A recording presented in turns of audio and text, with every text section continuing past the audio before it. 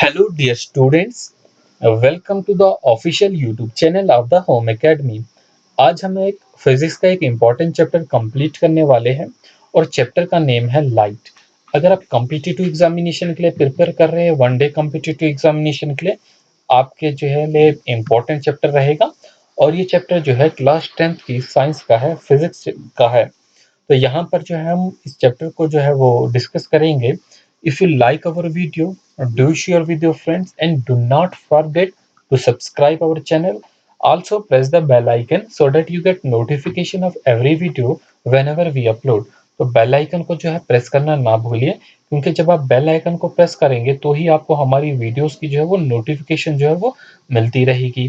तो यहाँ पर हम इस चैप्टर को जो है वो स्टार्ट करेंगे, लाइट के चैप्टर को। पहले तो कुछ इंट्रोडक्शन देख लेते हैं कि लाइट के बारे में कुछ इंपॉर्टेंट पॉइंट्स जो आपको याद होने चाहिए। पहला पॉइंट ये होगा कि स्टडी जो करते हैं हम लाइट की, उसे हम क्या कहते हैं? हम उसे ऑप्टिक्स कहते हैं। तो स्टडी ऑफ द लाइट क्या होती है? ऑप्टिक्स होती है। तो फिजिक्स की वो ब्रांच जिसमें हम लाइट की स्टडी करते हैं उसे हम ऑप्टिक्स कहते हैं। अब लाइट क्या है? लाइट जो है एक फॉर्म ऑफ एनर्जी है। लाइट क्या होती है? फॉर्म ऑफ एनर्जी होती है। वो form of energy that produces the sensation of vision on our eyes. जो क्या प्रोड्यूस करती है? सेंसेशन ऑफ विजन को प्रोड्यूस करती है हमारी आंखों में। तो लाइट वो फॉर्म की एनर्जी होती है।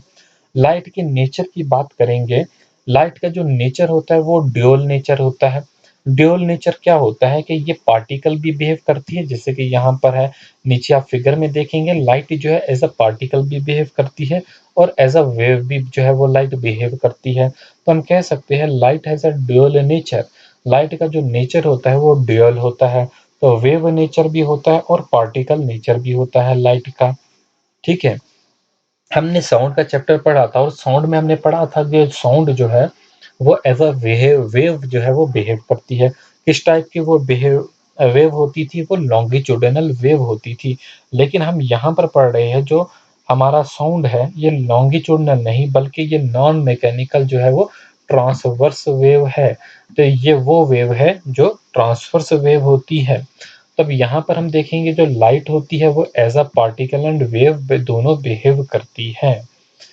ठीक है। अब हम जो है मेन चैप्टर पे आ जाएंगे कि यहाँ से हम स्टार्ट करेंगे लाइट को डिफाइन करना। पहला point, light is a form of energy. Light क्या है? एक फॉर्म है। किस चीज की फॉर्म है? एनर्जी की फॉर्म होती है। Which enables human beings and creature to see the things. जो क्या करती है? ह्यूमन बींग्स, इंसानों को, और जो दूसरे लिविंग क्रिएचर्स है उन्हें जो है वो चीजें देखने में मदद करती है। तो इसी को जो है हम लाइट कहते हैं। अब आपके पास एक क्वेश्चन है, अगर हम ह्यूमन बींग जो है, इंसान जो है वो लाइट में खड़ा हुआ है और एक चीज है जो कि अंधेरे में है, क्या हम उसे देख सकते हैं? नहीं, हम उसे देख नहीं सकते। तो इससे कि ये बात कन्फर्म होती है कि हमारी आंखों से कोई ऐसी रेज नहीं निकलती जो हमें मदद करती है चीज को देखने में। बल्कि क्या होता है, जिस ऑब्जेक्ट को हम देखते हैं वही ऑब्जेक्ट जो है वो रेज जो है वो रिफ्लेक्ट करता है, जो हमारी आंखों में एंटर होती है और फिर हम उसे देख सकते हैं। अब यही इसी बात को हम समझेंगे। When the light emitted from an object, जब कभी कोई लाइट जो है वो इमिट होती है किसी भी ऑब्जेक्ट से और रिफ्लेक्टेड फ्रॉम द ऑब्जेक्ट, या तो उस ऑब्जेक्ट से जो है वो रिफ्लेक्ट होती है। अब इसी बात को हम समझेंगे। क्या मैंने कहा? When the light emitted from an object. अब हमारे पास कुछ ऐसे ऑब्जेक्ट होते हैं जो ल्यूमिनस होते हैं, ठीक है, जो जिनकी अपनी लाइट होती है। कुछ ऐसे ऑब्जेक्ट होते हैं जो नॉन ल्यूमिनस होते हैं, जिनकी अपनी लाइट नहीं, वो लाइट इमिट नहीं कर सकते, बल्कि वो सोर्स की लाइट को ही जो है वो यूज करते हैं। सोर्स क्या होता है? वो चीज को हम सोर्स कहते हैं जो हमें लाइट दे रही है। जैसे सन है, ये एक सोर्स है, ये हमें लाइट दे रहा है। हमारे रूम में एक बल्ब है, वो हमें लाइट दे रहा है। तो वो एक सोर्स का काम करेगा। ठीक है। जैसे नीचे रूम है, रूम में एक बल्ब है और बल्ब में कोई भी ऑब्जेक्ट पड़ा है, जैसे कि यहाँ पे एप्पल पड़ा है। हम इस एप्पल को देख सकते हैं किसकी मदद से? इसी सोर्स की मदद से। अगर रूम में लाइट ना हो तो हम इस ऑब्जेक्ट को नहीं देख सकते। अगर सन ना हो तो हम अपने एटमॉस्फेयर में जो भी ऑब्जेक्ट है उन्हें नहीं देख सकते जब तक उधर कोई और alternate source of the light ना हो। इसी बात को समझ रहे हम। When the light emitted from an object or reflected from an object enters our eye. अब ये ऑब्जेक्ट हमारे पास है, यहाँ से लाइट इमिट होती है, रिफ्लेक्ट होती है हमारी आंखों में, और इस वजह से हम कोई चीज़ देख सकते हैं। So we can not see an object in dark even if we are in the light. हम कोई भी ऑब्जेक्ट अंधेरे में नहीं देख सकते अगर हम लाइट में हो, ठीक है, क्योंकि वहाँ पर कोई भी जो ऑब्जेक्ट होगा वो लाइट जो है वो इमिट नहीं करेगा, वो लाइट रिफ्लेक्ट नहीं करेगा, और वो लाइट हमारी आंखों में नहीं जाएगी। तो यहाँ से हम कंक्लूजन करेंगे, हम ऑब्जेक्ट को तभी देख सकते हैं जब यहाँ पर एक सोर्स ऑफ लाइट होगा। अब ये ऑब्जेक्ट हमारे पास, ये ऑब्जेक्ट है, ये बुक है हमारे पास। इस बुक को अगर हम अंधेरे वाले रूम में रखेंगे तो हमें ये चीज़ नहीं दिखेगी। आप वीडियो देख रहे हो, क्यों देख रहे हो? क्योंकि यहाँ पर भी आपके रूम में एक सोर्स ऑफ लाइट है। अब ये सोर्स ऑफ लाइट क्या करता है? ये सोर्स ऑफ लाइट जो है ये लाइट को इमिट करता है, और ये लाइट जो है इस ऑब्जेक्ट तक जाती है, जो भी ऑब्जेक्ट होगा, और फिर ये ऑब्जेक्ट इस लाइट को रिफ्लेक्ट करके हमारी आंखों में डाल देता है, और जिसकी मदद से हम जो है कोई भी चीज़ देख सकते हैं। तो यहाँ पर हमारे पास एक एप्पल है, इस एप्पल को देखना होगा। तो यहाँ पर हमारे पास जो बल्ब है ये सोर्स ऑफ लाइट है। ये लाइट जो है वो इमिट करेगा जो एप्पल तक पहुँचेगी, और एप्पल उसी लाइट को जो है रिफ्लेक्ट कर कर हमारी आंखों तक पहुँचाएगा। और फिर आप कंट्रोल एंड कोऑर्डिनेशन चैप्टर में पढ़े होंगे कि कैसे जो है वो हमारे ब्रेन तक जो है वो सेंस जाती है।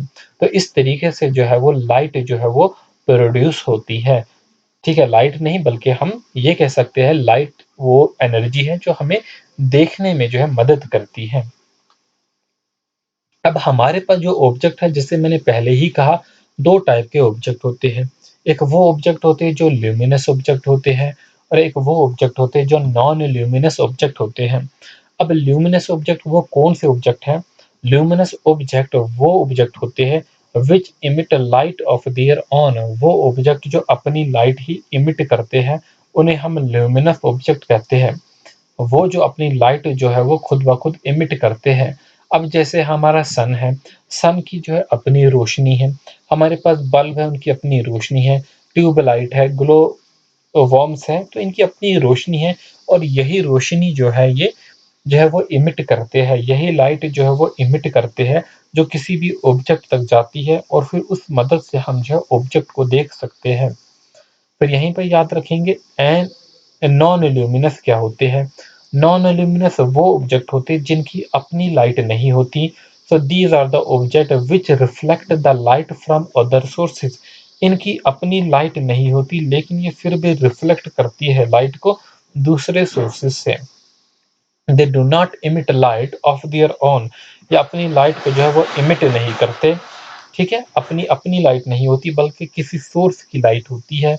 जैसे ये एप्पल है, ये एक नॉन ल्यूमिनस ऑब्जेक्ट होगा, इसकी अपनी लाइट नहीं है, लेकिन ये जो है लाइट जो है वो रिफ्लेक्ट कर रहा है इस सोर्स की लाइट। ये जो बल्ब है, इस सोर्स की लाइट जो है ये एप्पल में पहले जाती है, और फिर हम तक हमारी आंखों में जाती है। तो हम ये कह सकते हैं जो भी जो है वो ऐसा object that is not giving it's on light may be seen only. हम उस ऑब्जेक्ट को भी देख सकते हैं, लेकिन उसके लिए 3 कंडीशन फुलफिल होनी चाहिए। पहली condition, the object must have in its surrounding a source of light. उस ऑब्जेक्ट के जो सराउंडिंग में एक सोर्स ऑफ लाइट होना चाहिए। क्या होना चाहिए ऑब्जेक्ट की सराउंडिंग में? Source of light. अगर ऑब्जेक्ट ही डार्क में पड़ा हो, अंधेरे में हो, तो हम उस ऑब्जेक्ट को नहीं देख सकते। तो मतलब ऑब्जेक्ट के सराउंडिंग में जो है एक सोर्स ऑफ लाइट होना चाहिए। Second, the light from the source must strike the object. जो लाइट जो है सोर्स से आ रही है वो ऑब्जेक्ट को स्ट्राइक करनी चाहिए। अब जो लाइट यहाँ से आ रही है वो इस एप्पल को स्ट्राइक करनी चाहिए। थर्ड जो होगा, the light must be reflected from the object. Light जो है ऑब्जेक्ट से रिफ्लेक्ट होकर हमारी आईज तक जानी चाहिए। अगर ये 3 कंडीशन जो है वो फुलफिल हो जाती, तो ही हम चीज़ को जो है नॉन ल्यूमिनस ऑब्जेक्ट को भी जो है हम देख सकते हैं। तो अब हम जानेंगे जो लाइट वेव है वो कैसे प्रोपोगेट करती है। देखिए, लाइट जो है एक फॉर्म ऑफ एनर्जी है that produces in us the sensation of the site. और हमने ये भी कहा जो लाइट है वो एक इलेक्ट्रोमैग्नेटिक रेडिएशन है, वो एज अ वेव वेव भी और एज अ पार्टिकल भी बिहेव करती है। So it is an electromagnetic radiation such as that emitted by the sun, which acts like a wave in a frequency range that the human can eye can perceive. Or second, at the same time, light acts like a stream of the particle which are called the photons. तो light as a stream of particle भी act करती है जिन्हें हम photon कहते हैं। अब question यहाँ पर ये होता है कि लाइट जो है बहुत से फिनोमिना को शो करती है, जैसे कि हमारे पास रिफ्लेक्शन है, हमारे पास रिफ्रैक्शन है, हमारे पास टोटल इंटरनल रिफ्लेक्शन है, हमारे पास डिफ्रैक्शन है। ये वो फिनोमिना है जो लाइट जो है वो शो करती है। ये ठीक है, तो इन फिनोमिना के बारे में भी जो है हमें पढ़ना होगा। लेकिन अब वो फिनोमिना जो लाइट को एज अ पार्टिकल मानते हैं, और लाइट को जब हम एज अ पार्टिकल मानते हैं तो उन फिनोमिना को हम प्रूव कर सकते हैं, जैसे कि फोटो इलेक्ट्रिक इफेक्ट है। तो यहाँ से भी क्वेश्चन जो है पूछे जाते हैं कि वो कौन कौन से फिनोमिना है, और फिर वो फिनोमिना जब हम लाइट को वेव मानते हैं तो ही वो जो है वो एक्सप्लेन होते हैं। तो वो कौन से फिनोमिना है, तो यहाँ पर हम देखेंगे हमारे पास ये एक लाइट की जो है डायरेक्शन ऑफ प्रोपोगेशन जो है वो शो की गई है। ठीक है, direction of the wave propagation. तो लाइट जो है इस तरीके से चलती है। यहाँ पर जो आप ऑरेंज वाली देखेंगे इलेक्ट्रिक फील्ड है और ब्लू वाला मैग्नेटिक फील्ड है। तो इलेक्ट्रोमैग्नेटिक वेव बन गई। तो ठीक है, तो लाइट जो है वो कॉम्बिनेशन है किस किस का, electric and the magnetic oscillation का, इन अ म्यूचुअली परपेंडिकुलर डायरेक्शन। तो इनके बीच में अगर हम डायरेक्शन देखेंगे तो ये 90 डिग्री एंगल होगा। तो ये हमारे पास इलेक्ट्रिक फील्ड होगा और ये हमारे पास जो है वो मैग्नेटिक फील्ड होगा। तो इनके बीच का जो एंगल होगा ये आपस में म्यूचुअली परपेंडिकुलर डायरेक्शन पे होंगे। तो याद रखेंगे लाइट जो है वो कॉम्बिनेशन होता है, किस किस का कॉम्बिनेशन होता है, इलेक्ट्रिक एंड मैग्नेटिक ऑसिलेशन का जो है वो कॉम्बिनेशन होता है। और ये भी जो इलेक्ट्रिक एंड मैग्नेटिक ऑसिलेशन होती है वो एक दूसरे के म्यूचुअली परपेंडिकुलर होती है। और जो लाइट वेव होती है वो कैसे प्रोपोगेट करती है, वो इस डायरेक्शन में जो वो प्रोपेगेट कर रही है। तो लाइट वेव जो है propagate in a direction perpendicular to both the electric and magnetic field. ये इलेक्ट्रिक फील्ड के भी परपेंडिकुलर होगा, मैग्नेटिक फील्ड के भी परपेंडिकुलर होगा। कैसे, अभी हम ये आगे जो है वो अच्छी फिगर से देख लेंगे। एक फिगर और होगी जिसमें हम ये चीज को समझेंगे कि इनकी डायरेक्शन जो है वो क्या होगी। ठीक है, अब यहाँ पर हमने जो है direction of the wave propagation देखा। ये हमारे पास डायरेक्शन होगी वेव प्रोपोगेशन की। तो यहाँ पर जो ब्लू होगा ये मैग्नेटिक फील्ड ले लिया हमने, और रेड वाला जो है इलेक्ट्रिक फील्ड होगा। तो डायरेक्शन जो है वो इस तरीके से डायरेक्शन है। ठीक है, तो ऊपर जो ये है हमारे पास ये इलेक्ट्रिक फील्ड है और ये जो है वो मैग्नेटिक फील्ड है। तो हमने ये देखा जो इनके बीच का एंगल होगा ये भी 90 डिग्री का होगा। तो इलेक्ट्रिक फील्ड जो और मैग्नेटिक फील्ड के जो एंगल होगा ये आपस में क्या होगा, ये म्यूचुअली परपेंडिकुलर होंगे। तो इस तरीके से जो है हम कह सकते हैं लाइट जो है वो कॉम्बिनेशन होती है इलेक्ट्रिक एंड मैग्नेटिक ऑसिलेशन की इन म्यूचुअली परपेंडिकुलर डायरेक्शन। एक दूसरे के ये म्यूचुअली जो होते हैं वो क्या होंगे, परपेंडिकुलर डायरेक्शन में होंगे। ठीक है, अब नेक्स्ट पॉइंट हम देख लेंगे कुछ इंपॉर्टेंट जो है कैरेक्टरिस्टिक्स होती है लाइट की। लाइट की बहुत सी कैरेक्टरिस्टिक्स है, उनमें से कुछ इंपॉर्टेंट कैरेक्टरिस्टिक जिनसे मल्टीपल चॉइस क्वेश्चन भी पूछे जाते हैं। So light travel along a straight line in a medium और अ वैक्यूम। तो लाइट जो है वो ट्रेवल करती है स्ट्रेट लाइन में, या तो मीडियम हो उसमें भी ट्रेवल कर लेगी, या तो वैक्यूम होगा वहां पर भी जो है लाइट जो है वो स्ट्रेट लाइन में ही क्या ट्रेवल करेगी। तो हम कह सकते हैं जो लाइट होगी वो ट्रेवल करेगी किस में, ट्रेवल करेगी स्ट्रेट लाइन में। ठीक है, कर्व्ड लाइन में ट्रेवल नहीं करेगी। तो यहाँ पर मानेंगे जो लाइट है वो ट्रेवल करती है किस में, स्ट्रेट लाइन में ट्रेवल करती है। मीडियम में ट्रेवल करती है या वैक्यूम में, तो ये मीडियम में ट्रेवल करती है। साउंड में हमने पढ़ा था कि साउंड वेव जो है मीडियम में ट्रेवल करती है, मगर लाइट जो है इवन वैक्यूम में भी जो ट्रेवल कर सकती है। So the path of the light changes only when the medium changes. और जब कभी हम मीडियम जो है वो चेंज करेंगे, मतलब हम डेंसर से जो है रेयर मीडियम में जाएंगे या रेयर से जो है डेंसर मीडियम में जाएंगे, तो ही लाइट का जो है वो पाथ जो होगा वो चेंज होगा। ऐसे लाइट का पाथ जो होगा वो चेंज नहीं होगा। ठीक है, तो लाइट शो डिफरेंट बिहेवियर। तो अब लाइट के जो है वो डिफरेंट बिहेवियर्स हैं, जैसे कि रिफ्लेक्शन है, डिफ्रैक्शन है, इंटरफेरेंस है, डिफ्रैक्शन है, पोलराइजेशन ऑफ द लाइट है। इन्हें हमने जो है एक एक फिनोमिना को जो है पढ़ना है, और यहाँ से आपके लिए जो है क्वेश्चन जो है बहुत से पूछे जा सकते हैं। अब स्पीड ऑफ द लाइट की हम बात करते हैं। देखिए, लाइट की जो स्पीड है वो फाइनाइट है, इनफाइनाइट नहीं है, पहली बात। तो इसका क्या मीनिंग है? This means that it never changes, it has a definite speed. एक डेफिनेट स्पीड होती है जो कि अपने आप चेंज नहीं होती। So this speed is around 3 into 10⁸ metre per second. तो कितनी स्पीड है? 3 इंटू 10⁸ जो है वो मीटर पर सेकेंड है। हम ये भी मानते हैं कि जनरल साहब के पास जो है वो एक डेटा है, वो याद रखेंगे। A beam of light could travel around the earth 7.5 times in 1 second. एक सिंगल बीम ऑफ लाइट अगर हम लेते हैं, ये पूरे जो है अर्थ को जो है उसमें ट्रेवल कर सकती है, 7.5 टाइम्स ट्रेवल कर सकती है 1 सेकंड में। सो द डिस्टेंस ट्रेवल्ड दैट, यहाँ पर याद रखेंगे, the distance that the light travel in 1 year, उसे हम लाइट ईयर कहते हैं। तो ये भी जो है एक इम्पॉर्टेंट पॉइंट है। ऐसा डिस्टेंस जो लाइट ट्रेवल करती है 1 साल में, उसे हम क्या कहते हैं? लाइट ईयर कहती है। एक और जनरल डेटा जो याद रखेंगे, light takes 8 minute and 19 second to reach from sun to earth. Light जो है कितना समय लेती है सन से लेके जो है अर्थ तक आने में? 8 minute and 19 second, 8 minute 19 second जो है लाइट लेती है सन से लेके अर्थ तक आने में। और हमने कुछ करेक्टरिस्टिक्स देख ली लाइट की। अब हम क्या देखेंगे? हमने ये देखना है जो एक बिहेवियर्स है लाइट जो डिफरेंट डिफरेंट शो करती है, जिनमें रिफ्लेक्शन ऑफ द लाइट भी आता है। ठीक है, देखिए, most of the things we see around us do not emit their own light. हमने ज़्यादातर ऐसी चीज़ें देखी अपने आसपास जो लाइट जो है इमिट नहीं करते, उनकी अपनी लाइट नहीं होती है। जैसे आपके घर में टेबल है, आपके घर में चेयर है, ठीक है, या बाकी कोई भी चीज़ें हैं जो अपनी लाइट नहीं होती। They are visible because they re-emit light reaching their surface from any primary source. वो ऑब्जेक्ट जो होते हैं वो लाइट जो है वो री इमिट करते हैं। वो लाइट जो उन तक जो है किसी जो सोर्स से पहुंचती है, जिसे हम प्राइमरी सोर्स कहते हैं, या तो जिसमें सन होगा, या तो जिसमें हमारा लैंप होगा, या कोई भी सेकेंडरी सोर्स होगा। ठीक है, when light falls on the surface of a material, it is usually either re-emitted without a change in frequency or absorbed in the material।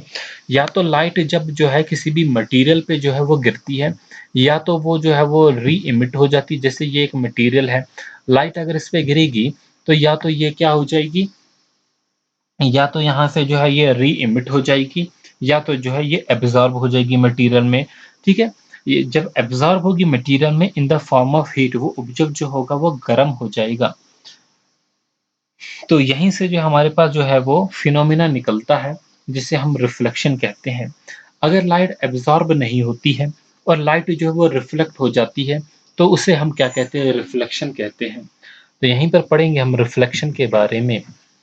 So the bouncing back of rays of light from a polished and shiny surface is called reflection or the reflection of the light। हम जो है reflection in a plane mirror पढ़ेंगे और reflection in a curved mirror, spherical mirror जो है वो पढ़ने वाले हैं। जो आपके घरों में प्लेन मिरर होता है उसमें रिफ्लेक्शन कैसे होगी, और जो हमारे स्फेरिकल मिरर्स होते हैं, ठीक है, उसमें रिफ्लेक्शन कैसे होगी, ये चीज़ें हमें पढ़नी है। और यहाँ से क्वेश्चन जो है वो पॉसिबल है कि पूछे जाएंगे। So the bouncing back of the rays of light from a polished surface. हमारे पास एक मिरर होता है और हम मिरर में जो है पीछे जो है पॉलिश करते हैं। ठीक है, हम इसमें पॉलिश करते हैं सिल्वर की। तो बाउंसिंग बैक ऑफ रेज, अब जब हम इस पे जो है वो कोई भी रे जो होती है वो इंसिडेंट होती है। ये एक रे है, इस पे इंसिडेंट होगी, ठीक है, शाइनी सरफेस पे। तो इसमें क्या होगा? इसमें रिफ्लेक्शन हो जाएगा। तो ये रे जो है यहाँ पर टकराने के बाद जो है वापस जाएगी। So a highly polished surface such as mirror reflect most of the light falling on it।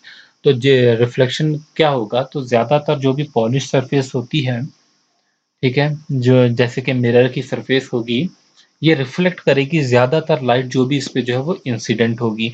जो भी इस पे जो है वो लाइट जो है यहाँ पर फ़ॉल करेगी, उस लाइट को जो है ये वो रिफ्लेक्ट कर देगी। सिमिलरली शाइनी स्मूथ सरफेस जितनी भी होगी वो रिफ्लेक्ट करेगी ज़्यादा लाइट, और जो डल सरफेस होगी वो कम लाइट को रिफ्लेक्ट करेगी। तो ऐसे भी क्वेश्चन होगा आपके पास कि वे कौन-सी सरफेस जो है वो लाइट को जो है रिफ्लेक्ट ज़्यादा करेगी। तो ऑप्शन में दिया होगा शाइनी सरफेस, ठीक है, रफ सरफेस, इस तरीके से, या बोला होगा दोनों में इक्वल होगा रिफ्लेक्शन। तो ऐसे क्वेश्चन बनेंगे। अब ये प्लेन मिरर जो होता है वो क्या होता है? प्लेन मिरर जो है एक फ्लैट मिरर होता है that is usually made of glass, जो ग्लास का बना होता है, with a very thin layer of the silver on the back, और इसके बैक में जो है हम सिल्वर से जो है वो पॉलिश करते हैं। So the reflection occur at the silver and this is protected by a layer of the paint. जो रिफ्लेक्शन होती है वो कहाँ पर? सिल्वर पे होती है, और उसे हम जो है पेंट से जो है वो प्रोटेक्ट करते हैं।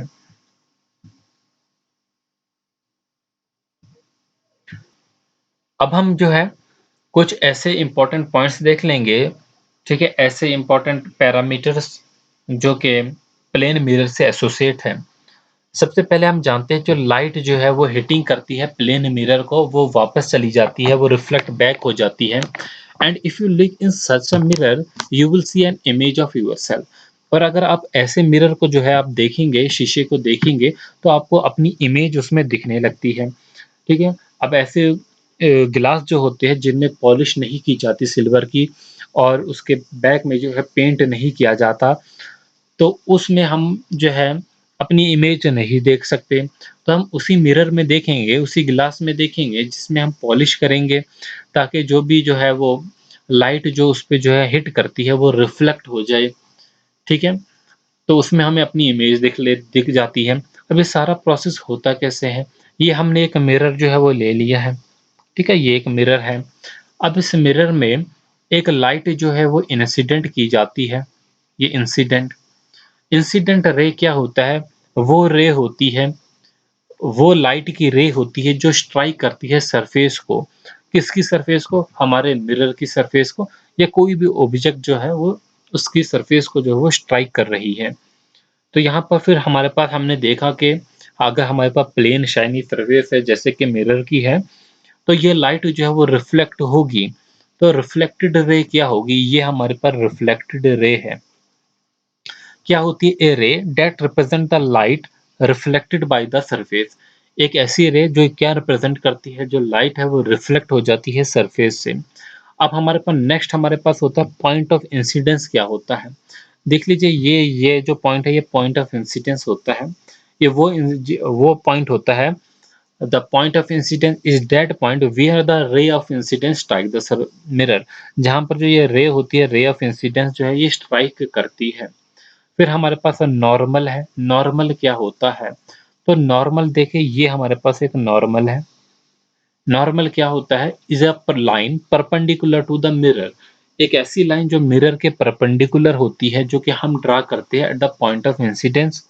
सो the normal is a line perpendicular to the surface at the point where the incidence ray reflect. तो जहां से जो इंसिडेंट रे होती है वो रिफ्लेक्ट होती है, और ये सी नॉर्मल के बाद जो है वो यहाँ से रिफ्लेक्ट हो जाती है इंसिडेंट रेज, ठीक है। So the angle of the incident and the reflected ray are always measured from the normal. तो जब भी आपको एंगल ऑफ इंसिडेंस जो है वो मेजर करना होगा, या एंगल ऑफ रिफ्लेक्शन जो है मेजर करना होगा, तो ये हमेशा नॉर्मल को कंसिडर करके किया जाएगा। ये मिरर को कंसिडर नहीं करना है हमें। हमें क्या करना है? हमें ये जो है नॉर्मल को जो है वो कंसिडर करना है। अपन देखेंगे कैसे। ये हमारे पास है, ये इंसिडेंस रे है, और ये हमारे पास जो है वो रिफ्लेक्टेड रे है। तो एंगल ऑफ इंसिडेंस क्या होगा? एंगल ऑफ इंसिडेंस होगा एंगल बिटवीन द इंसिडेंट रे एंड द नॉर्मल। ये नॉर्मल और इंसिडेंट रे के बीच में जो एंगल होगा ये हमारा एंगल ऑफ इंसिडेंस होगा। इसे हम किससे डिनोट करते हैं? इसे हम आई से जो है वो डिनोट करते हैं। फिर हमारे पास एंगल ऑफ रिफ्रैक्शन क्या होगा? रिफ्लेक्शन। तो ये जो नॉर्मल और हमारे पास जो है रिफ्लेक्टेड रे के बीच में एंगल होगा, इसे हम एंगल ऑफ रिफ्लेक्शन कहेंगे, इसे हम आर से डिनोट करेंगे। किससे डिनोट करेंगे हम इसे? आर से जो है वो डिनोट करेंगे। अब हमारे पास जो होते हैं लॉज ऑफ रिफ्लेक्शन होते हैं, ये हमने बेसिक तो जान लिया रिफ्लेक्शन क्या होता है। अब हम पढ़ने वाले हैं लॉज ऑफ रिफ्लेक्शन। तो लॉज ऑफ रिफ्लेक्शन कहते हैं laws of reflection of the light. तो यहाँ पर हमारे पास दो लॉज होते हैं। पहला लॉ ये कहता है the angle of incidence is equal to the angle of reflection. हमने देखा जो एंगल ऑफ इंसिडेंस है वो कितना है, ये हमारे पास एंगल ऑफ इंसिडेंस है, ये हमारे पास नॉर्मल होता है और ये उतना होगा जितना एंगल ऑफ रिफ्लेक्शन होगा। मतलब इंसिडेंस को हम आई से डिनोट कर रहे थे और आर को हम जो है एंगल ऑफ रिफ्लेक्शन को आर से डिनोट कर रहे थे। तो इसका कहने का मतलब है जो आई होगा वो किसके बराबर होगा? तो वो आर के बराबर होगा। तो मतलब एंगल ऑफ इंसिडेंस जो होगा वो एंगल ऑफ रिफ्लेक्शन के बराबर होगा। तो यही है हमारा पहला लॉ। और दूसरा लॉ का क्या कहता है? The incident ray the normal to the mirror at the point of incidence and the reflected ray are lie in the same plane. तो ये कहता है जो भी हमारे इंसिडेंट रे, जैसे कि हमारी इंसिडेंट रे है, ठीक है, ये और पॉइंट ऑफ इंसिडेंस, ये हमारे पास पॉइंट ऑफ इंसिडेंस है, और जो रिफ्लेक्टेड रे है ये सारी की सारी एक ही प्लेन पे जो है वो लाई करेगी। ठीक है, वो एक ही प्लेन पे है, लाई करने वाली सेम प्लेन पे होगी। और थर्ड हमारे पास होगा these laws of reflection are applicable to all types of the reflecting surface. ये जो लॉ ऑफ रिफ्लेक्शन होते हैं ये एप्लीकेबल होते हैं हर किसी सरफेस पे। These laws of reflection are applicable to all types of the reflecting surface including the spherical surface. तो ये लॉज ऑफ रिफ्लेक्शन जो है वो सिर्फ प्लेन सरफेस पे नहीं होते बल्कि जो वो स्फेरिकल सरफेस पे भी एप्लीकेबल है। तो यहाँ से भी क्वेश्चन पूछा जाएगा the laws of reflection are applicable to plane surfaces, curved surfaces, ठीक है, इसी तरीके से जो है कन्वेक्स सरफेस, ऐसे जो है वो बन जाएंगे आपके क्वेश्चन। या ऑल ऑफ दिस होगा या नन ऑफ दिस होगा। ठीक है, आगे देख लेते हैं हम।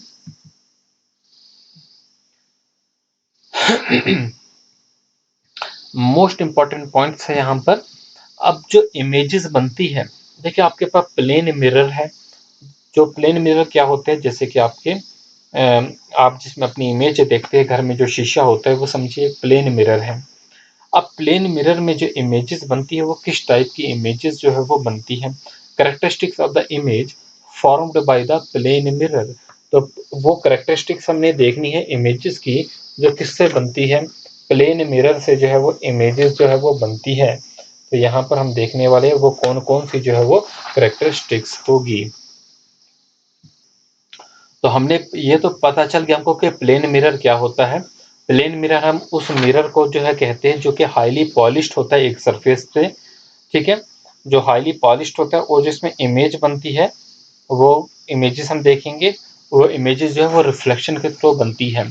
तो पहली कैरेक्टरिस्टिक जो होगी, a plane mirror forms virtual and erect image. Plane mirror जो होता है वो वर्चुअल इमेज बनाएगा, वो जो इमेज बनेगी वो वर्चुअल होगी। ठीक है, मतलब बैक में बनेगी वो इमेज। ये हमारे पास मिरर है, ये हमारे पास ऑब्जेक्ट है, ये हमारे पास ऑब्जेक्ट है। ठीक है, ये हमारे पास जो है वो मिरर है। अब ऑब्जेक्ट से जो है यहाँ पर लाइट जो है वो स्ट्राइक होती है और इमेजेस जो है वो बैक में यहाँ पर बनेंगी, तो एक वर्चुअल इमेज जो है वो बनाई जाती है, बनती है। और ये जो इमेज होगी ये एरेक्ट होगी, ठीक है, and of the same size as the of the object. आपने कुछ ऐसे भी जो है मिरर देखे होंगे जहाँ पर आपको अपना साइज जो है छोटा दिखता है या तो अपना साइज जो है ज़्यादा बड़ा दिखता है। तो प्लेन मिरर जो होते हैं वहाँ पर जो साइज होगा बिल्कुल सेम होगा, मतलब जो डिस्टेंस ऑफ द ऑब्जेक्ट होता है, ठीक है, वो भी डिस्टेंस ऑफ द इमेज के बराबर होगा। नीचे हम पढ़ेंगे the distance of the object from the plane mirror. Object है ये हमारे पास, ऑब्जेक्ट बी पोजीशन पे है, तो यहाँ से लेके जो डिस्टेंस होगा प्लेन मिरर तक, ये जो डिस्टेंस होगा ये बराबर होगा किसका डिस्टेंस? मिरर से लेकर इमेज तक का डिस्टेंस। तो यही क्वेश्चन जो है वो पूछे जाएंगे कि डिस्टेंस जो होगा वो क्या होगा? The distance of the object from the plane mirror से जो ऑब्जेक्ट का डिस्टेंस होगा वो सेम होगा as the distance of the image from the plane mirror. तो डिस्टेंस जो इमेज का होगा प्लेन मिरर, ताकि ये डिस्टेंस जो होगा वो सेम होगा। So one of the important characteristics of the image is that it is laterally inverted. तो एक important characteristics यहाँ पर image की ये है कि ये laterally inverted image होगी। मतलब देखिए, अगर आप शीशे में देख रहे हैं, आप अपना राइट हैंड जो है वो ऊपर करेंगे तो आपको मिरर में ऐसा दिखेगा कि आपने अपना लेफ्ट हैंड ऊपर किया है। So it means if you raise your left hand, अगर आप अपना लेफ्ट हैंड ऊपर करेंगे तो ऐसा लगेगा प्लेन मिरर में कि आपने अपना राइट साइड जो अपना राइट हैंड जो है वो ऊपर किया है। तो इमेज जो बनती है वो लेटरली इन्वर्टेड बनती है हमारे प्लेन मिरर में। इस बात को आप अच्छे से जो है वो याद कर लेना। तो अब हम कंक्लूड करेंगे, जो इमेज जो बनती है ऑब्टेन्ड होती है प्लेन मिरर में वो वर्चुअल होती है। Image is laterally inverted, meaning समझ गए। इमेज जो इरेक्ट होगी, the size of the image is same as the size of the object. तो यहाँ पर साइज ना बड़ा होगा ना ही छोटा होगा, तो मैग्निफिकेशन नहीं होगी। So the distance between the image obtained is same as the distance between the object from the mirror. तो यहाँ पर जो डिस्टेंस ऑब्टेन्ड होगा किस किस के बीच में, जो इमेज और मिरर के बीच में होगा वो सेम होगा। जो डिस्टेंस जो होगा वो किस किस के बीच में, हमारे मिरर और जो है ऑब्जेक्ट के बीच में होगा। कुछ पॉइंट्स देख लेते हैं जो कि प्लेन मिरर से एसोसिएट है। आगे जैसे कि ऑब्जेक्ट है, ऑब्जेक्ट होता क्या है, इमेज क्या होती है। देखिए, ऑब्जेक्ट जो है something from which the light raise start is called the object. ये हमारे पास एक ऑब्जेक्ट है, ये वो जहां से ऑब्जेक्ट से जो है लाइट रे स्टार्ट होती है और वो फिर वो मिरर को जो है वो स्ट्राइक करेगी। इमेज क्या होता है, इमेज जो है वो मिरर बनाता है। एक वो पॉइंट होता है where the light rays meet or appear to meet, जहां पर जो लाइट रे है वो मिलती है और ऐसा लगता है कि मिल रही है, तो वो हमारा जो है वो क्या होगा, वो इमेज होगा। फिर इमेज जो होती है वो दो टाइप्स की है, जैसे कि मैंने कहा रियल इमेज है और वर्चुअल इमेज है। आपके एग्जामिनेशन में इसमें बहुत से क्वेश्चन पूछे जाएंगे कि कौन सा मिरर जो है वो रियल इमेज बनाता है, कौन सा वर्चुअल इमेज बनाता है। तो रियल इमेज क्या होगा, real image occurs where rays converge, वहां पर होगी जहां पर जो रेज होती है वो कन्वर्ज होती है। कन्वर्ज का मतलब that is light rays actually meet at the image, जहां पर लाइट रेज एक्चुअली में जो है वो मीट करती है इमेज पे। और वर्चुअल इमेज कहाँ पर होता है, जहां पर जो लाइट रे जो है वो अपियर लगता है कि यहाँ पर जो है वो मीट कर रही है, लेकिन एक्चुअल में मीट नहीं करती। तो रियल इमेज को जो हम प्रोजेक्ट कर सकते हैं स्क्रीन पे, लेकिन वर्चुअल इमेज को हम प्रोजेक्ट नहीं कर सकते हैं स्क्रीन पे। ठीक है, याद रखेंगे। तो यहाँ पर कुछ इंपॉर्टेंट पॉइंट्स है। देखिए, if the image of an object is viewed in two plane, अगर हम किसी भी इमेज को जो है दो प्लेन मिरर्स में देखेंगे, फॉर एग्जांपल हमने एक प्लेन मिरर यहाँ पर लगा दिया, एक प्लेन मिरर हमने जो है यहाँ पर लगा दिया और ऑब्जेक्ट हमने यहाँ पर रख दिया। तो अब हमें इस ऑब्जेक्ट को जो है वो देखना है, या तो हम एक प्लेन मिरर ऐसे लगा देते हैं और एक प्लेन मिरर ऐसे लगा देते हैं और ऑब्जेक्ट यहाँ पर है, तो इस ऑब्जेक्ट की कितनी इमेजेस बनेगी, इस टाइप में से क्वेश्चन पूछे जाएंगे। So if the image of an object is viewed in two plane mirror that are inclined to each other, तो वो प्लेन मिरर जो एक दूसरे के क्या होंगे, इनक्लाइंड होंगे, मोर देन वन इमेजेस फॉर्म, तो वहां पर जो है जो भी ऑब्जेक्ट होगा उसकी एक से ज्यादा इमेजेस बनेगी। तो हम कह सकते हैं if two plane mirror are kept incline to each other at any angle, suppose angle theta है, with the reflecting surface facing each other, multiple reflection take place and more than one images are form, तो वहां पर जो है multiple reflection जो है वो होगी, जिसकी वजह से जो है वो एक से ज्यादा इमेज जो है वो बन जाएगी। अब उसके लिए हमारे पास ये निकालने के लिए डायरेक्टली एक फॉर्मूला भी है।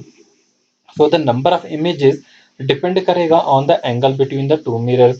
तो नंबर ऑफ इमेज जो होगा वो किस पे डिपेंड करेगा, नंबर ऑफ एंगल्स पे डिपेंड करेगा कि एंगल जो है वो कितना है, 0 डिग्री, 90 डिग्री, 180 डिग्री।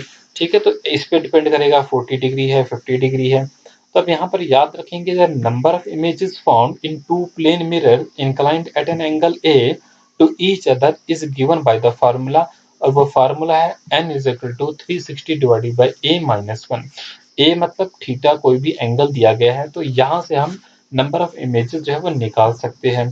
देखिए इफ 360 अपॉन ए जो है वो एक फ्रैक्शन वैल्यू है, so the number of images formed is equal to the integral part. तो इंटीग्रल पार्ट यही है, जो n जो होगा वो एक इंटीग्रल पार्ट होगा।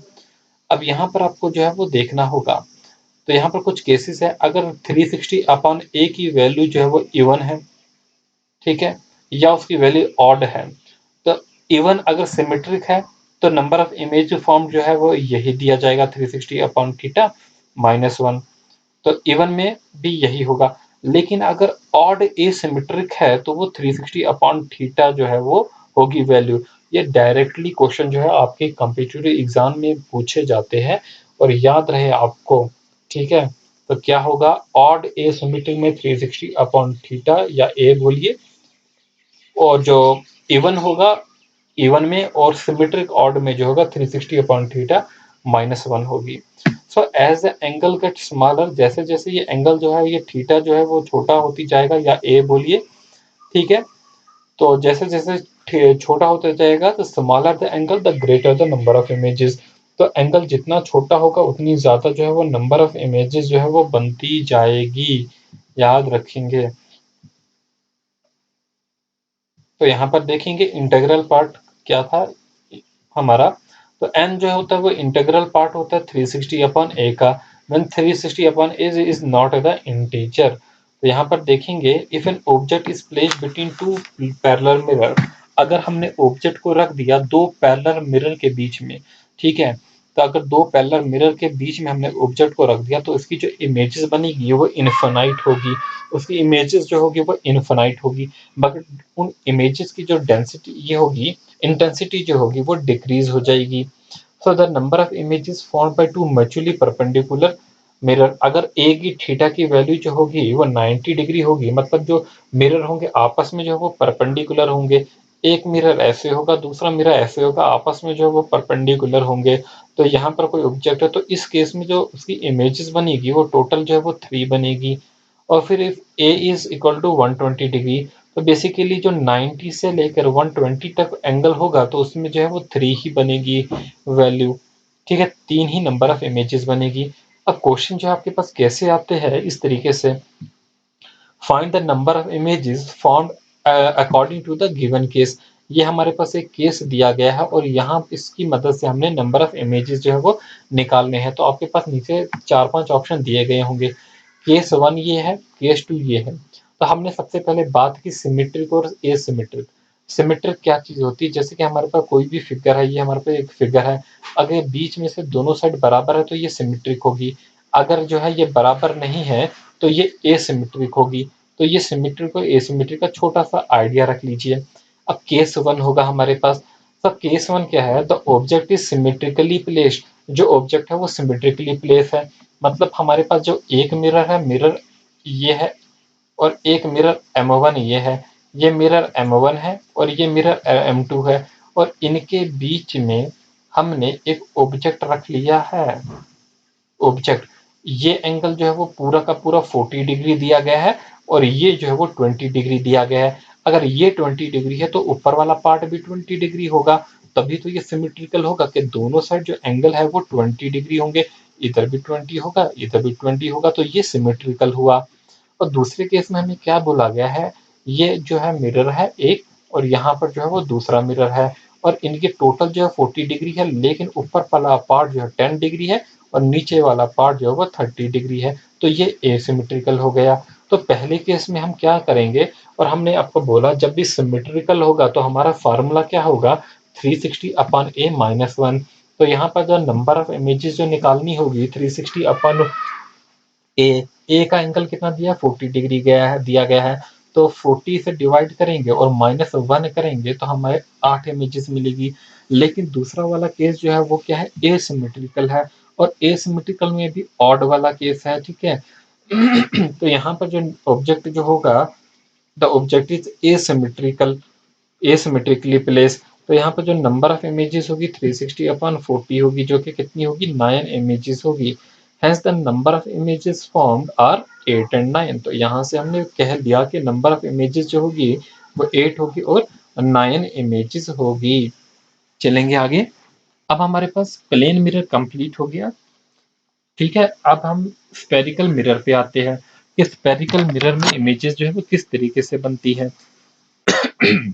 तो पहले हम जो है स्फेरिकल मिरर को जो है वो डिफाइन करेंगे। देखिए, स्फेरिकल मिरर क्या होते हैं? स्फेरिकल मिरर वो मिरर जो प्लेन ना हो, तो हम कह सकते हैं the reflecting surface of a spherical mirror में बी कर्व्ड इनवर्ड और आउटवर्ड। या तो वो कर्व होगी इनवर्ड या तो आउटवर्ड, या तो मिरर इस टाइप में होगा या तो मिरर इस टाइप में होगा। तो मिरर या तो इस तरीके से कर्व होगा, अंदर की तरफ निकला होगा, या तो मिरर बाहर की तरफ को आया होगा। तो इन्हें हम क्या कहते हैं? स्फेरिकल मिरर कहते हैं। तो इनकी रिफ्लेक्टिंग सरफेस जो होगी वो या तो अंदर को गई होगी या तो बाहर को होगी। तो spherical mirror whose reflecting surface is curved inward, ऐसा स्फेरिकल मिरर जिसकी रिफ्लेक्टिंग सरफेस जो है अंदर को गई होगी, जैसे ये है, तो इसकी रिफ्लेक्टिंग सरफेस जो है वो अंदर को गई है। यहाँ से अगर हम देखेंगे प्लेन नहीं है बल्कि इतना अंदर को चला गया है, तो ऐसे को हम क्या कहते हैं? जिसकी टुवर्ड्स द सेंटर जाती है उसे हम कनकेव मिरर कहते हैं। क्या कहते हैं? कनकेव मिरर कहते हैं। और ऐसा spherical mirror whose reflecting surface is curved outward, जिसकी रिफ्लेक्टिंग सरफेस आउटवर्ड की तरफ कर्व होगी, बाहर की तरफ कर्व हो जाती है, उसे हम क्या कहते हैं? कन्वेक्स मिरर कहते हैं। So you may now understand that the surface of A spoon, आप एक चम्मच को देख सकते हैं। आपके घर में एक चम्मच होगा, तो चम्मच जो होता है, स्पून जो होता है, वो कर्व्ड इनवर्ड होता है। ठीक है, उसे हम कनकेव मान सकते हैं। ठीक है, कनकेव मिरर मान सकते हैं। And the surface of the spoon bulged outward, और ऐसी सरफेस जो हमारे स्पून की होती है, जो आउटवर्ड की तरफ, बाहर की तरफ बल्ज होती है, उसे हम अप्रोक्सीमेटली कन्वेक्स कह सकते हैं आपके समझने के लिए। ठीक है, कन्वेक्स क्या होता है, कनकेव क्या होता है। अब हम कुछ ऐसे जो है टर्म्स देख लेते हैं, जो वो टर्म जो कि आपको स्फेरिकल मिरर से जो है वो रिलेटेड है। सबसे पहली बात कि पोल क्या होता है।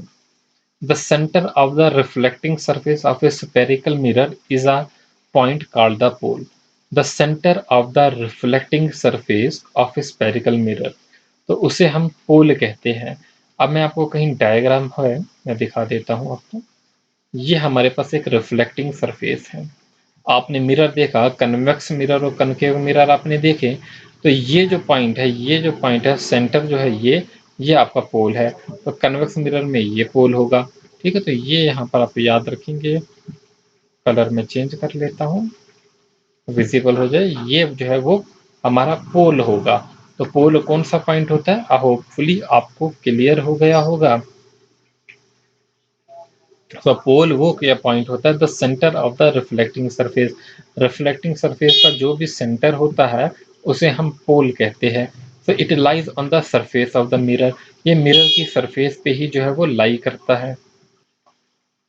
तो पोल का मीनिंग जो है आपको जो है वो समझ आ गया होगा कि पोल जो होता है मिरर की सरफेस पे बनता है, और इसे हम एक लेटर पी से जो है वो डिनोट करते हैं। इतना क्लियर हो गया होगा, और इतना ही अभी आपके लिए सफिशिएंट है। अब सेंटर ऑफ द कर्वेचर की बात करेंगे। सेंटर ऑफ द कर्वेचर क्या होता है? The reflecting surface of a spherical mirror forms a part of A sphere. तो रिफ्लेक्टिंग जो सरफेस होती है, रिफ्लेक्टिंग सरफेस जैसे कि आप ये यहाँ पर देख रहे हैं, देखिए रिफ्लेक्टिंग सरफेस जो होती है of a spherical mirror forms a part of the sphere. So this sphere has a centre, इसका सेंटर भी होता है। This point is called the centre of the curvature, इसी को जो है वो क्या कहते हैं? Centre of the curvature spherical mirror का कहते हैं। वो क्या होती है? रिफ्लेक्टिंग सरफेस होती है स्फेरिकल मिरर की, जिसे हम क्या कहते हैं? Centre of the curvature. मैं नीचे जो है वो डायग्राम में दिखा देता हूँ आपको। सेंटर ऑफ द कर्वेचर जो है वो रिफ्लेक्टिंग सरफेस होती है, तो ये हमारा जो है वो सेंटर ऑफ द कर्वेचर है। Reflecting surface of the mirror, ये हमारी जो है सेंटर ऑफ द कर्वेचर। यहाँ पर देखेंगे कनकेव मिरर में, और ये हमारे कन्वेक्स मिरर में। तो मिरर के कहाँ पर होगा? ठीक है, यहाँ पर हम डायग्राम में डिनोट करते हैं। रिफ्लेक्टिंग सरफेस जो होती है ऑफ अ स्फेरिकल मिरर, उसे हम क्या कहते हैं? सेंटर ऑफ द कर्वेचर कहते हैं। So this sphere have a centre, इसका जो है वो सेंटर होता है। इसे हम सी से डिनोट करते हैं। चलते हैं। The centre of the curvature of A concave mirror lies in front of it.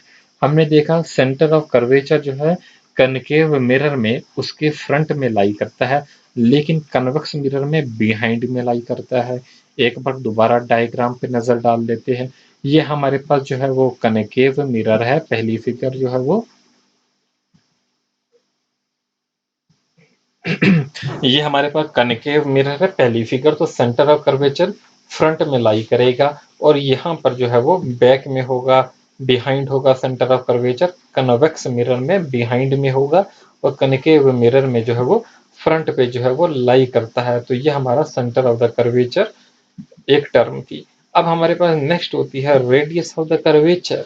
तो रेडियस ऑफ द कर्वेचर जो है, देखिए जो कि रेडियस होता है स्फीयर का, of which the reflecting surface of a spherical mirror forms a part is called the radius of the curvature. इसे हम आर से डिनोट करते हैं। तो आप देखेंगे ये हमारा रेडियस ऑफ द कर्वेचर है। तो ये भी दोनों सरफेसेस में हम देखेंगे कहाँ पर जो है वो लाई करता है।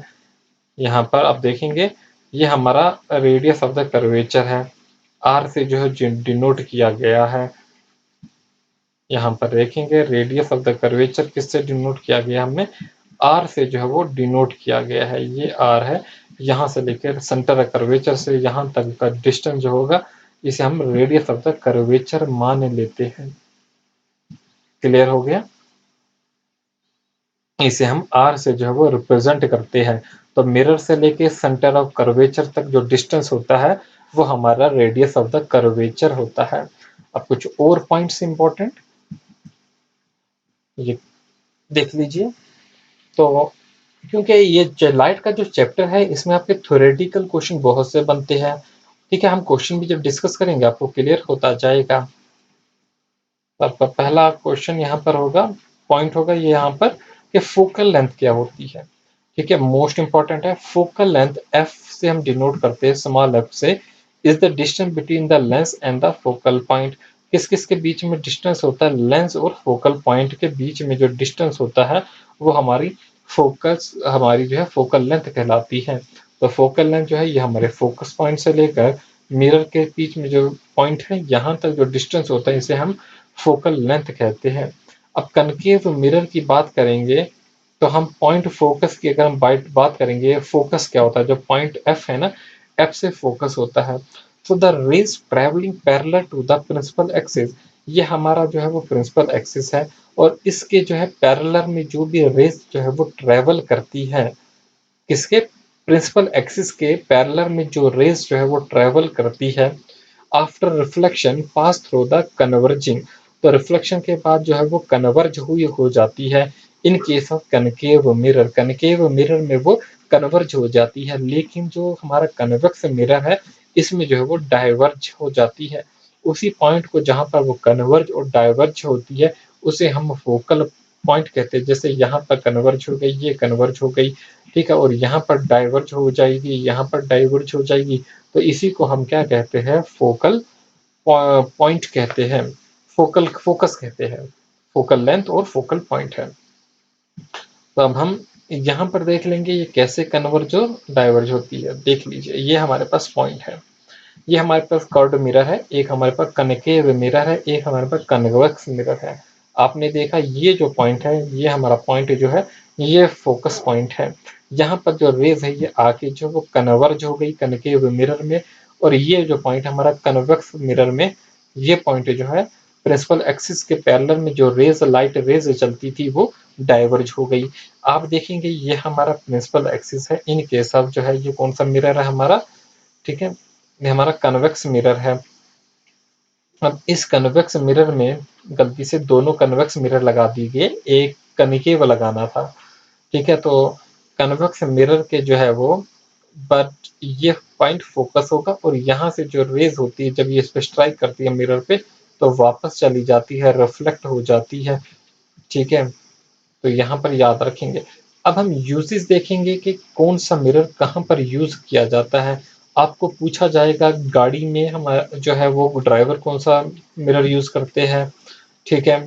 आपको पूछा जाएगा डेंटिस्ट कौन सा मिरर यूज करते हैं, इसी तरीके से सर्च लाइट में जो है कौन सा मिरर यूज होता है, ये क्वेश्चन जो आपके बनते हैं। So in order to get the powerful parallel beams of the light, concave mirror के बारे में पढ़ेंगे कि कनकेव मिरर किधर यूज होता है और कन्वेक्स मिरर किधर यूज होता है। पहले कनकेव देख लेंगे। In order to get the powerful, concave mirror कैसा होता है, ये टाइप का मिरर जो है वो कनकेव मिरर है। In order to get the powerful parallel beams of the light, concave mirror are usually used. तो हमारी जो टॉर्चेज होती है, टॉर्चेज में हम कौन सा मिरर यूज करेंगे, हम उसमें अपनी सर्च लाइट में व्हीकल्स के, गाड़ियों के आगे जो हेडलाइट लगी होती है उनमें हम कनकेव मिरर का यूज करेंगे। ठीक है, तो in order to get the powerful parallel beams of the light, ताकि जो powerful parallel beams of the light मिले और वो लाइटों का एक जगह फोकस अच्छा हो, तो उसके लिए हम जो है वो कनकेव मिरर का जो है वो यूज करते हैं। तो concave mirror is also used in barber saloon, तो नाई की दुकान पे भी जो है, बार्बर की सैलून पे भी जो है वो कनकेव मिरर का जो है यूज किया जाता है। क्यों, ताकि ये जो है वो लार्जर व्यू दे। कनकेव मिरर जो है डेंटिस्ट भी यूज करते हैं। अब आपके दांत अगर डेंटिस्ट ने देखने हैं, वो छोटा सा जो दांत होगा उसे बड़ा करके देखना चाहता है, to see the large images of the teeth of the patient, उसके लिए जो है वो कनकेव मिरर का यूज करता है। तो large concave mirror also used to concentrate sunlight to produce the maximum heat in the solar furnace। Solar furnace में भी जो है कनकेव मिरर का जो है वो यूज किया जाता है, ताकि जो है मैक्सिमम हीट प्रोड्यूस हो सके। अब हम कन्वेक्स मिरर का देखेंगे, ये हमारा कन्वेक्स मिरर है। तो uses a convex mirror in all vehicles, convex mirror are universally used as a rear view wing mirror। तो जो आपके रियर व्यू देखने के लिए जो विंग मिरर लगे होते हैं आपकी बाइक्स में, आपकी दूसरे ऑटोमोबाइल्स में, तो वो कौन से मिरर होते हैं, कन्वेक्स मिरर होते हैं।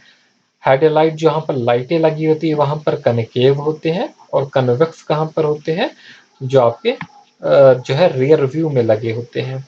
So in vehicles convex mirror are preferred, vehicles में कन्वेक्स मिरर जो है प्रेफर किए जाते हैं, as they give the diminished but an erect image. तो वहां पर जो है आपको इमेज जो है वो इरेक्ट मिलती है और डिमिनिश मिलती है, छोटी करके जो इमेजेस मिल जाती है।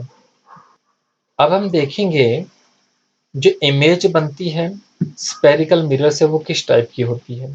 हमने देखी जो इमेजेस बनती थी प्लेन मिरर में, वो क्या होती थी, वो वर्चुअल होती थी, इरेक्ट होती थी। ठीक है, डिस्टेंस जो होता था ऑब्जेक्ट का फ्रॉम मिरर से वो बराबर होता था distance of image from the mirror. तो इमेज जो होती थी लेटरली इन्वर्टेड होती थी, जो लेफ्ट साइड होती थी वो राइट में दिखती थी। तो ये चीजें हमने जो थी वो प्लेन मिरर में देखी थी। अब जो हमारा इमेज जो बनता है वो स्पेरिकल मिरर में बनता है, वो किस टाइप का होता है। तो पहला is real for some position, कुछ पोजीशन में जो है वो रियल रहता है, और ये पोजीशन भी जो है वो डिफरेंट डिफरेंट होती है कि ऑब्जेक्ट जो है वो कहाँ पर है, क्या ऑब्जेक्ट इन्फिनिटी पे है, ऑब्जेक्ट फोकल पॉइंट और जो है हमारा कर्वेचर के बीच में है। तो ऑब्जेक्ट की पोजीशन पे जो है वो डिपेंड करता है। तो यहाँ पर पूछा गया है कि अगर आपको पूछा जाएगा एग्जामिनेशन में कि आपका जो ऑब्जेक्ट है वो कर्वेचर और फोकस के बीच में है, तो उसकी इमेज जो होगी, पोजीशन ऑफ द या प्रॉपर्टीज ऑफ द इमेज होगी, उसके बारे में पूछा जाएगा। तो अभी हम देखेंगे आगे। तो यहाँ पर याद रखेंगे it is found to be a virtual image for a certain period.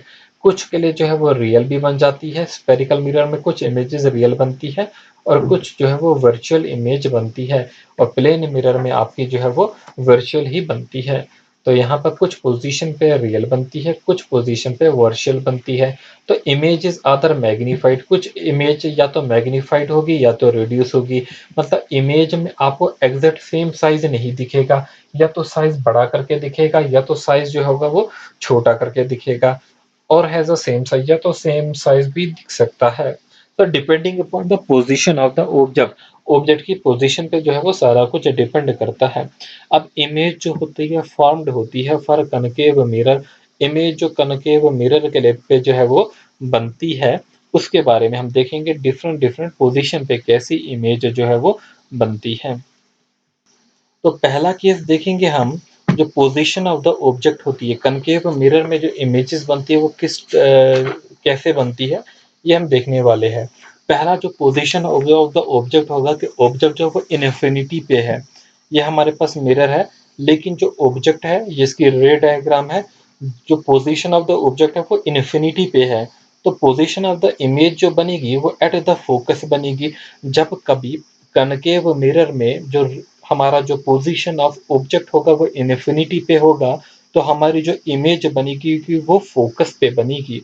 और नेचर ऑफ इमेज की अगर हम बात करेंगे वो रियल होगी, वो इन्वर्टेड होगी, और वो जो है वो डिमिनिश्ड भी होगी। रियल होगी, इन्वर्टेड होगी और वो डिमिनिश्ड भी होगी। तो ये याद रखेंगे आप। ठीक है, अगला देखेंगे तो position of object beyond the centre of the curvature. ठीक है, तो यहाँ पर बोला गया है beyond the centre of the curvature. तो अगर सेंटर ऑफ कर्वेचर से पीछे पड़ा होगा ऑब्जेक्ट, ये हमारा ऑब्जेक्ट अगर इधर है, बियॉन्ड है सेंटर ऑफ कर्वेचर से, तो पोजीशन ऑफ इमेज कहाँ होगी? जो इमेज बनेगी वो कहाँ बनेगी? सेंटर ऑफ कर्वेचर और जो हमारा फोकस है, फोकल पॉइंट जो है, इनके बीच में यहाँ पर इमेज बनेगी। और ये जो इमेज होगी क्या रियल होगी, लेकिन ये इमेज जो होगी वो इनवर्टेड होगी। ठीक है, ये इमेज जो होगी वो इनवर्टेड होगी, इसलिए मैं ऐसे दिखा रहा हूँ। इमेज जो होगी वो डिमिनिश भी होगी, रियल भी होगी, वो इनवर्टेड भी होगी। अब पोजीशन ऑफ ऑब्जेक्ट अगर सेंटर ऑफ कर्वेचर पे ही है, at exactly at the centre of the curvature पे ही है, तो अगर सेंटर ऑफ कर्वेचर है तो ये होता है सेंटर ऑफ द कर्वेचर। अगर यहीं पर ऑब्जेक्ट, सपोज ये ऑब्जेक्ट है तो यहाँ पर है, तो इमेज भी जो है वो सेंटर ऑफ कर्वेचर पे ही बनेगी। लेकिन जो नेचर ऑफ द इमेज होगा वो क्या होगा? वो रियल होगा, इन्वर्टेड होगा, और सेम साइज की भी इमेज होगी। ठीक है, अगर पोजीशन ऑफ द ऑब्जेक्ट होगा वो बिटवीन सी एंड एफ होगा। सी एंड एफ का मतलब between the centre of curvature and the focus. तो इमेज जो बनेगी वो कहाँ बनेगी? Beyond the centre of curvature. अगर ऑब्जेक्ट जो है वो यहाँ पर है, सेंटर ऑफ कर्वेचर और जो है फोकस के बीच में, तो इमेज बनेगी कर्वेचर के पीछे बनेगी, बैक में बनेगी। और ये भी जो है वो इनवर्टेड बनेगी, रियल बनेगी, और देखने में जो है वो एनलार्ज्ड होगी। ठीक है, वो साइज में जो है वो बड़ी होगी इमेज ऑब्जेक्ट से। तो ये कुछ केसेस हमने देख लिए। हाँ, मैं आपको ये बात बोल दूं कि वर्चुअल इमेज किस केस में बनेगी? जब between the focus and pole होगी, पोजीशन जो ऑब्जेक्ट की होगी फोकस और पोल के बीच में। मतलब जब आपका ऑब्जेक्ट जो होगा इस फोकस और इस पोल के बीच में कहीं रखा गया होगा, इधर रखा गया होगा, तो ऑब्जेक्ट की जो इमेज बनेगी वो कहीं इधर जाके बनेगी। ठीक है, इधर जाके बनेगी, बियॉन्ड बनेगी। तो इसी को हम जो है वो बिहाइंड द मिरर, यही तो हमारी वर्चुअल इमेज होगी। क्या होगी? वर्चुअल इमेज होगी। कुछ इस तरीके से जाके जो है ये इमेज बनेगी। हम इसको आई लिख सकते हैं इधर। याद रखेंगे, ये वाला केस तो बहुत ही इंपॉर्टेंट है। अब हम इमेजेस देख लेंगे जो किससे बनी है, हमारी कन्वेक्स मिरर से। तो कन्वेक्स मिरर, तो पहली बात, जो कन्वेक्स मिरर इमेजेस बनाता है वो वर्चुअल इमेज बनाता है, वो रियल इमेजेस नहीं बनाता। तो convex mirror forms only virtual images. Plane mirror भी वर्चुअल इमेज बना रहा था, और कन्वेक्स मिरर भी जो है वर्चुअल इमेज बनाता है। और concave mirror, both convex and convex concave mirror both real and virtual image बनाता है। Convex mirror form only virtual images for all position of the real object. So the image is always virtual होगी, erect भी होगी, smaller than the object, object से छोटी होगी, and is located between the pole and the focus, और pole और focus के बीच में होगी। ठीक है, स्मॉलर साइज की भी होगी। अब आपको जो है ऐसी जगहों पे जहाँ पर आपको इमेज जो है स्मॉलर चाहिए होती है, जैसे कि आप देखते हैं हाईवे पे जो है वो लगे होते हैं साइड में जो मिरर, तो वहाँ पर जो है आपको इमेज जो है वो स्मॉलर चाहिए होती है। सिक्योरिटी मिरर जो होते हैं वो, उसमें भी इमेज स्मॉलर चाहिए होती है। रियर व्यू मिरर गाड़ी में होता है, उसमें भी जो है इमेज जो है वो स्मॉलर चाहिए होती है। तो कन्वेक्स मिरर का हम वहीं पर यूज करते हैं जहाँ पर इमेज स्मॉलर चाहिए होती है। So image becomes smaller and moves closer to the focus as the object is moved away from the mirror. तो ये भी बात याद रखेंगे। तो virtual image is diminished in size and upright related to the object. तो कैसे बनती है, आप यहाँ पर देखेंगे ये हमारा कन्वेक्स मिरर है। तो इमेज अगर जो है वो ऑब्जेक्ट जो है इन्फिनिटी पे होगा, तो जो हमारी इमेज बनेगी एट एफ फोकल पे बनेगी बिहाइंड द मिरर, मतलब इमेज आपकी यहाँ पर बनेगी, बिहाइंड द मिरर पे इमेज बनेगी। हाईली डिमिनिश्ड होगी, वर्चुअल होगी और इरेक्ट होगी। तो पोजीशन ऑफ द ऑब्जेक्ट अगर इन्फिनिटी और पोल के बीच में है, इन्फिनिटी और पोल के बीच में कहीं यहाँ पर ऑब्जेक्ट है, तो इस केस में ऑब्जेक्ट हमारी जो इमेज बनेगी बिहाइंड द मिरर, मिरर के बीच पीछे बनेगी, और ये स्मॉल साइज की इमेज बनेगी जो कि वर्चुअल भी होगी और डिमिनिश्ड भी होगी और इरेक्ट भी होगी। तो ये कुछ इंपॉर्टेंट जो है इससे रिलेटेड। अब हम देख लेंगे मिरर फार्मूला, जो कि आपके एग्जामिनेशन में अक्सर जो है इस पे मल्टीपल चॉइस क्वेश्चन उसके न्यूमेरिकल जो है वो पूछे जाएंगे आपके मिरर फार्मूले पे। देखिए, सबसे पहले जो मिरर फार्मूला होता है ये होता क्या है, एक रिलेशनशिप होता है अमॉन्ग द ऑब्जेक्ट डिस्टेंस, जिसे हम यू से डिनोट करते हैं। ये आपका ऑब्जेक्ट डिस्टेंस होता है, मतलब आपका मिरर से लेकर जो ऑब्जेक्ट पड़ा है, आपका ऑब्जेक्ट सपोज ये है, तो ऑब्जेक्ट तक जो डिस्टेंस होता है मिरर से उसे हम यू कहते हैं।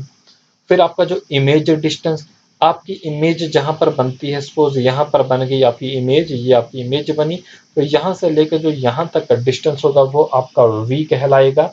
और फिर फोकल लेंथ f, f क्या होती है, जो फोकल पॉइंट से लेकर आपके मिरर के बीच में पोल तक जो डिस्टेंस होता है उसे हम f कहते हैं। ठीक है, उसे हम मिरर फार्मूला का जो है, मिरर फार्मूला इनके बीच में रिलेशन कहता है। क्या कहता है, जो 1/f है, मतलब 1/, फोकल लेंथ है वो 1/v, v जो होता है वो इमेज का डिस्टेंस होता है, distance of image, plus 1/u distance of the object. तो यही आपका जो है मिरर फार्मूला होता है।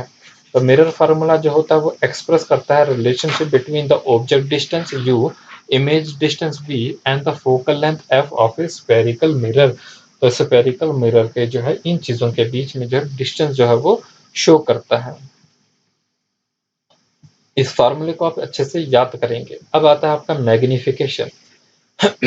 अभी मैंने बात की मिरर के बारे में कि जो हमारा स्फेरिकल मिरर, इसमें हमने जो कन्वेक्स मिरर पढ़ा कि हमने ये देखा जो इमेजेस का जो साइज होता है कम ज्यादा हो जाता है। तो if the mirror is plane the size of the image is always equal to the size of the object. तो हम अगर मिरर जो है वो क्या है, प्लेन मिरर है, प्लेन मिरर में क्या होता है, जो साइज ऑफ द इमेज होता है वो किसके बराबर होता है, साइज ऑफ द ऑब्जेक्ट के बराबर होता है। तो उसका मतलब जो मैग्निफिकेशन होती है वहां पर वो यूनिटी होती है। ये जो मैग्निफिकेशन जो होती है एम, जो मैग्निफिकेशन को हम एम से डिनोट करते हैं, तो प्लेन मिरर में जो है ये 1 के बराबर होती है, यूनिटी होती है। तो magnification but the case is different for a curved mirror. अगर हम कर्व्ड मिरर होता है तो साइज जो होता है इमेज का वो डिफरेंट होता है size of the original object. अब साइज यहाँ पर बड़ा भी हो सकता है, साइज जो होता है वो छोटा भी हो सकता है यहाँ पर मैग्निफिकेशन में। तो मैग्निफिकेशन इसी को जो है वो डिस्क्राइब करते हैं हम कि it can be defined as the extent to which the image appear bigger और स्मॉलर। तो यही हम देखते हैं कि किस एक्सटेंट से जो इमेज का साइज है वो बढ़ा है, किस एक्सटेंट से इमेज का साइज जो है वो घटा है। तो यही होता है वो मैग्निफिकेशन, और हम इसको ऑब्जेक्ट से जो है, ओरिजिनल ऑब्जेक्ट से जो है कंपेयर करते हैं।